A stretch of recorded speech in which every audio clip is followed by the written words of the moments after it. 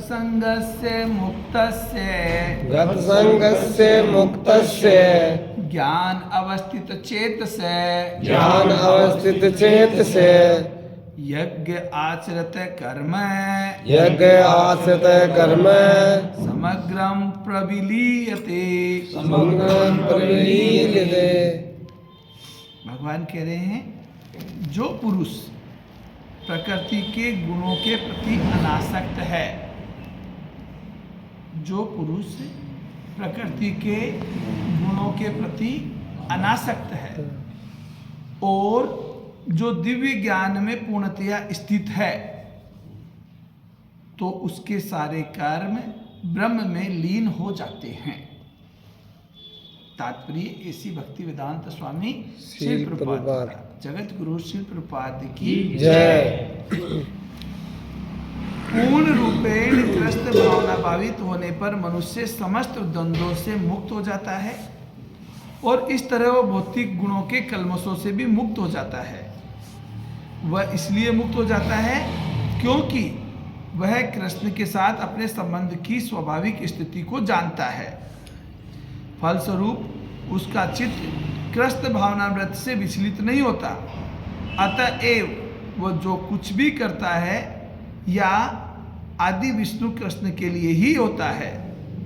अतः सारा कर्म यज्ञ रूप में होता है, क्योंकि यज्ञ का उद्देश्य भगवान परम विष्णु अर्थात कृष्ण को प्रसन्न करना है। ऐसे यज्ञ में कर्म का फल निश्चय ही ब्रह्म में विलीन हो जाता है और मनुष्य को कोई भी भौतिक फल नहीं भोगना पड़ता। है।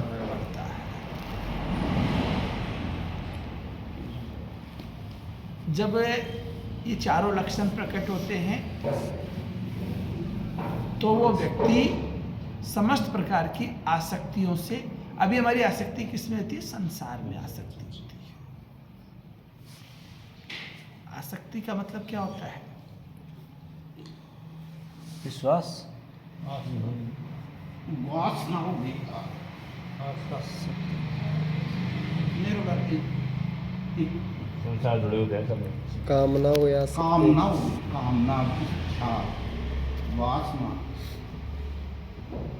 कामना वासना, या मान लो उस चीज को प्राप्त करने की इच्छा, बार बार इच्छा हो।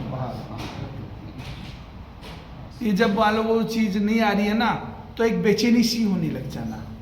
इसको समझो आप इस तरह से, जैसे किसी को चाय की तलब लगती है ना, चाय सुबह उठती चाय नहीं आए, अरे पहले कहा अरे यार चाय बना के लाए ना, फिर वो मान लो कोई पानी वानी भरने लग जाए, कुछ नल आ जाए, इतनी देर हो गई चाय अभी तक भी नहीं आई है, सारा दिमाग खराब कर दिया मूड।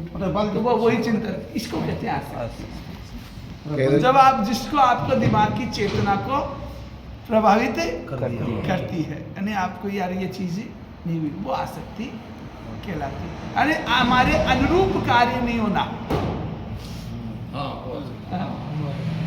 हमारे हमको जो चाहे, तो ये गत संगस्य, ये स्थिति यानी कि अनासक्त, यानी कि हमको संसार से बस न्यूट्रल वाली स्थिति आ जाए। ठीक है, मतलब यानी कि न्यूट्रल वाली नहीं चाहिए, और उससे हम प्रभावित भी नहीं हो। एक तो क्या है कि अपन रोकते हैं। जनरली क्या होता है, जैसे आप नवरात्रा करोगे कि नवरात्रा में हम 9 दिन तक हमारी सारी क्रियाओं को रोकते हैं, तो वो अनासक्त नहीं हुआ। वो स्थिति अनासक्त वाली स्थिति नहीं कहलाती, क्योंकि 10वें दिन वापस कर लोगे। 9 दिन क्या होता है कि अपन कई बार सोचते हैं कि अपन जो करेंगे वही कहलाएगा, नहीं जो सोचोगे वो भी कहलाएगा। कर नहीं रहे हो लेकिन चिंतन चल रहा है। संसार के भैसे या मान लो कोई भी भैसे अपन मान लो अरे नहीं, यहाँ पे तो बिल्कुल ऐसे बिल्कुल सीधे बने रहेंगे, लेकिन मन में चिंतन तो यार कहीं कहीं कुछ और दूसरा ही चलता रहे, तब भी आसक्त है व्यक्ति। तो ये अनासक्त कब होगा कि जब हमारे चिंतन भी नहीं चले। अब ऐसा कब होगा? कभी भी कोई भी चीज को प्रैक्टिकली समझना चाहिए। ऐसा कब होता है? मैं आपको एक छोटे से उदाहरण से बताता हूँ, और ऐसा हमारे जीवन में बार बार आता है। हम जब प्राइमरी क्लासेज में पढ़ते थे, एक ग्रुप बन गया था हमारा, ये हमारे दोस्त है, ये हमारे वो है, सब कुछ है, हो गया ना। अब प्राइमरी से आप जैसे मिडिल में गए, क्योंकि अब आपको ऊपर जाना है, वो ग्रुप छूट गया। आप एक आध दिन आपको बेचैनी रही, यार वो नहीं आया, वो नहीं आया, उसके बिना मन नहीं लग रहा, फिर उसके बाद में दूसरा ग्रुप बन गया, फिर मिडिल से आप सेकेंडरी में आए, फिर तीसरा ग्रुप बन गया, छूटता गया। यानी ये क्या कब छूटेगी? अनासक्त। अनासक्त कब होंगे? जब उससे बढ़िया टेस्ट मिलेगा आपको।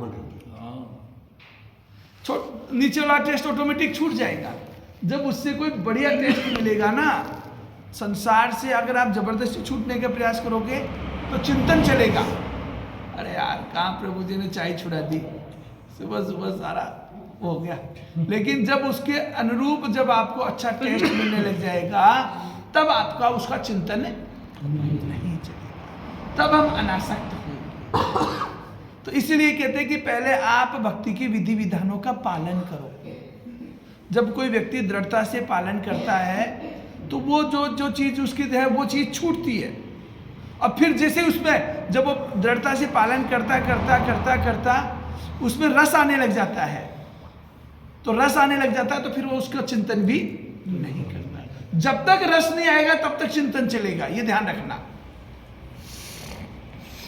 ये जो आप देख रहे हो ना, कभी 20 होती, कभी 30 होती, कभी 40 होती है, कभी 10 ही रह जाती है, उसका रिजल्ट यही है कि वो ने उनको अभी रस नहीं आया है। जिस दिन रस आएगा उसकी संख्या कम नहीं होगी।